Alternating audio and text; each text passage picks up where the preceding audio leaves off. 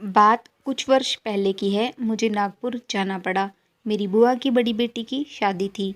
शादी का पूरा आयोजन नागपुर में ही था। मम्मी पापा नहीं जा सके, इसलिए मेरी पत्नी सुनीता और मैं नागपुर जाने का निश्चय कर चुके थे। नागपुर जाने के लिए मैंने अपनी निजी कार का इस्तेमाल किया। ऑफिस से आने के बाद पूरी तैयारी करके घर से निकलने में रात 10 बज गए। जबलपुर से नागपुर का रास्ता लगभग 5-6 घंटे का था। गर्मी से बचने के लिए जानबूझकर हमने रात को ही सफ़र करना शुरू कर दिया, जिससे गर्मी से ज़्यादा परेशान ना होना पड़े। लगभग 2 बज रहे थे। मुझे बहुत ही नींद आ रही थी, जिसकी वजह से मुझे झपकियाँ आने लगी। गाड़ी के बाहर गुप अंधेरा था। सड़क में एक भी वाहन नहीं गुजर रहा था।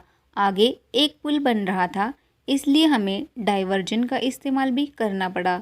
कुछ दूर जाकर हमें सड़क के बारे में कुछ समझ नहीं आ रहा था। डामर की रोड खत्म हो चुकी थी और कच्ची सड़क प्रारंभ हो चुकी थी। हम भटक चुके थे और अंधेरा होने की वजह से हमें कुछ भी समझ नहीं आ रहा था। उसी समय हमारी गाड़ी पंचर हो गई। अब हम बहुत ज़्यादा डर चुके थे। चारों तरफ गुप्त अंधेरा था। कीट पतंगों की आवाज़ें आ रही थी। पेड़ों के हिलने की सरसराहट आ रही थी। सूखे पत्ते आपस में टकरा रहे थे, जिससे किसी के चलने का भ्रम सा महसूस हो रहा था। फ़ोन में कोई सिग्नल भी नहीं आ रहा था। गाड़ी के टायर बदलने की मेरी हिम्मत बाहर देखकर जवाब दे रही थी, तभी मुझे सामने एक रोशनी दिखाई दी। शायद वहाँ पर कोई हो सकता है। यह सोचकर मैंने मेरी पत्नी को गाड़ी में छोड़कर उस रोशनी की दिशा में जाने का निश्चय कर लिया। पर सुनीता ने भी साथ में चलने की जिद की और हम दोनों एक साथ रोशनी की ओर चल दिए। रोशनी एक घर के बाहर टंगे एक लालटेन से आ रही थी। हमने अब थोड़ी सी राहत महसूस की। हमने दरवाजे में दस्तक दी, पर भीतर से कोई आहट नहीं सुनाई दी। बार बार दरवाज़ा खटखटाने पर भी कोई प्रतिक्रिया अंदर से नहीं आ रही थी। तभी अचानक से दरवाज़ा धीरे से खुल जाता है, पर वहाँ पर कोई नहीं होता है। मैं डर गया, पर सुनीता ने वहाँ कहा कि शायद दरवाज़ा बंद नहीं था। नैतिकता के आधार पर हमें बाहर ही इंतजार करना चाहिए था, पर हम डर और परेशानी की स्थिति में नैतिकता को भूलते हुए अंदर प्रवेश कर गए। अंदर कोई भी नहीं था। एक खाट रखी हुई थी, कुछ चादर और धूल की परत हर तरफ बिछी हुई थी। ऐसा प्रतीत हो रहा था जैसे यहाँ वर्षों से कोई नहीं आया हो।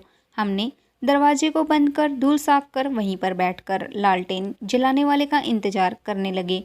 अब लालटेन बुझ चुकी थी। तभी बाहर किसी के चलने की आवाज़ें आ रही थी, पर हमने कुछ नहीं बोला। ऐसा लग रहा था कि कई सारे लोग हैं जो घर के आसपास चले आ रहे हैं। हमें लगा शायद जानवर हैं, पर कुछ देर बाद हमारा ये भ्रम दूर हो गया। जब सुनीता ने खिड़की से झांक कर देखा तो उसके छक्के छूट गए।